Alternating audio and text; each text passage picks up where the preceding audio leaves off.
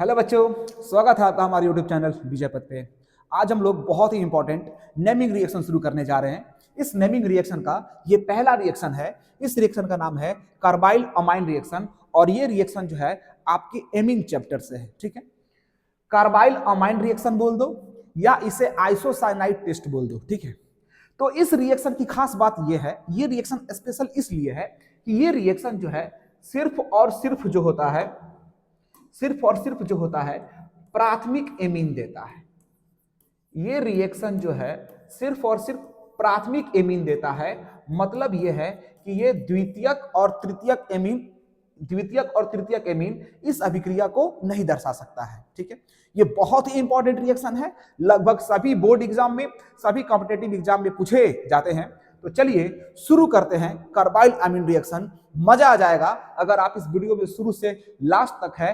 तो आज के बाद इस रिएक्शन में आपको कोई प्रॉब्लम नहीं होगा, जिंदगी भर के लिए याद हो जाएगा। देखा जाए ये कार्बाइल अमाइन रिएक्शन होता क्या है। ठीक है, चलिए क्या है। तो जब प्राथमिक एलिफेटिक एवं एरोमेटिक एमीन को, जब प्राथमिक एलिफेटिक एमीन भी हो सकता है और एरोमेटिक एमीन भी हो सकता है, लेकिन एमीन प्राथमिक ही होना चाहिए। तो जब प्राथमिक एलिफेटिक और एरोमेटिक एमीन को क्लोरोफॉर्म और KOH के साथ गर्म करते हैं तो दुर्गंध युक्त मतलब बदबूदार आइसोसाइनाइड का निर्माण होता है और इस अभिक्रिया को कार्बाइल अमाइन अभिक्रिया या आइसोसाइनाइड परीक्षण भी कहते हैं। चलिए शुरू करते हैं। तो जब हम प्राथमिक एमीन की अभिक्रिया, ये प्राथमिक एमीन है। ठीक है, तो प्राथमिक एमीन की अभिक्रिया क्लोरोफॉर्म CaCl3, इसको क्लोरोफॉर्म बोलते हैं, और इसकी अभिक्रिया अल्कोहलिक KOH, यहां पे जो KOH लेंगे वो अल्कोहलिक लेंगे, अल्कोहलिक KOH की अभिक्रिया कराएंगे और अभिक्रिया करके इसे गर्म करेंगे। तो यहां पर दुर्गंध युक्त आइसोसाइनाइड, इसका नाम है आइसोसाइनाइड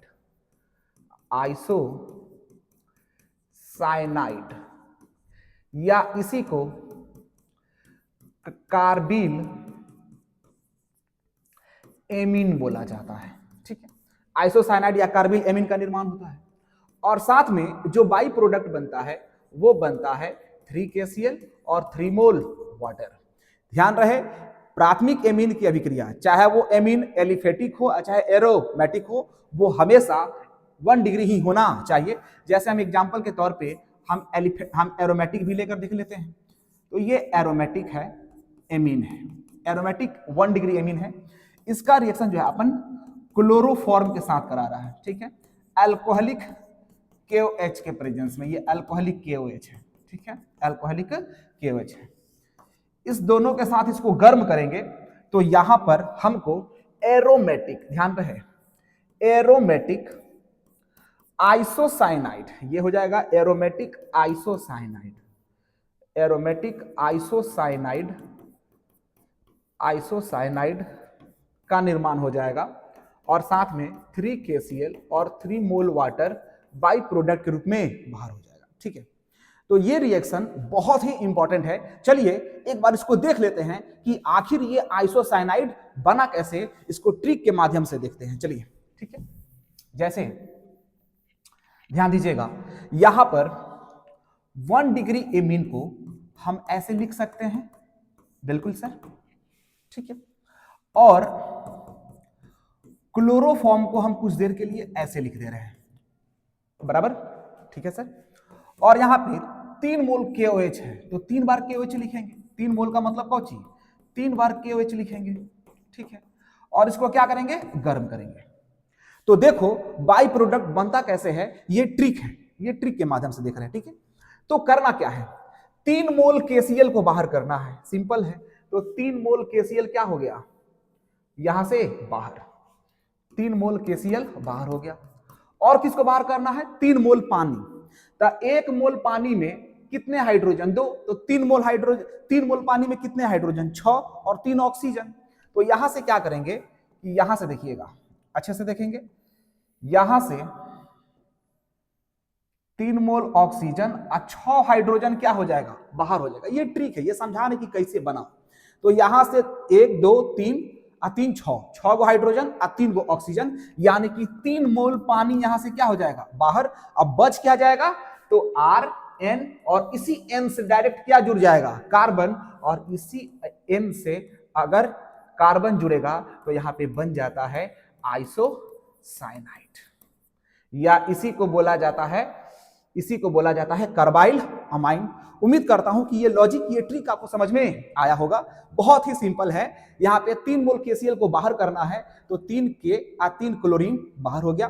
3 मोल पानी का मतलब है 6 गो हाइड्रोजन और 3 गो ऑक्सीजन, तो 6 गो हाइड्रोजन और 3 गो ऑक्सीजन बाहर। अब बाकी जो मसाला बच जाएगा उसको क्या करेंगे, जोड़ के लिख देंगे। तो यहाँ पे R है, N है, और यहाँ पे क्या है कार्बन है, तो डायरेक्ट इसको जोड़कर लिख देंगे।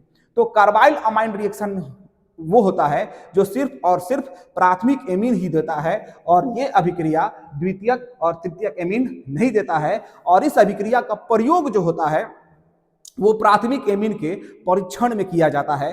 और एक चीज और यहां से इंपॉर्टेंट चीज पूछ सकता है, वो है कि बताइए कि कार्बाइल अमाइन अभिक्रिया में किस मध्यवर्ती का निर्माण होता है। मध्यवर्ती का मतलब होता है जो अभिक्रिया के बीच में बनता है, मतलब अभिक्रिया हो रहा है और उसी के बीच में कुछ बन गया, तो उसको बोला जाता है मध्यवर्ती। और मध्यवर्ती जो होता है वो क्षणिक होता है और अस्थायी होता है, तो बहुत कम समय के लिए बनता है। ये तुरंत किसी से रिएक्शन करता है और रिएक्शन करके फाइनल प्रोडक्ट का क्या कर देता है, निर्माण कर देता है। तो उम्मीद करता हूं कि आपको ये समझ में आया होगा।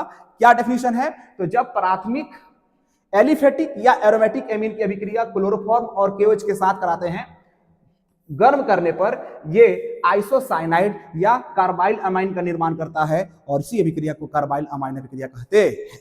चलिए इसी चीज को हम भाषा में देख लेते हैं कैसे। यहां पे ध्यान दीजिएगा, भाषा लिख दिया गया है।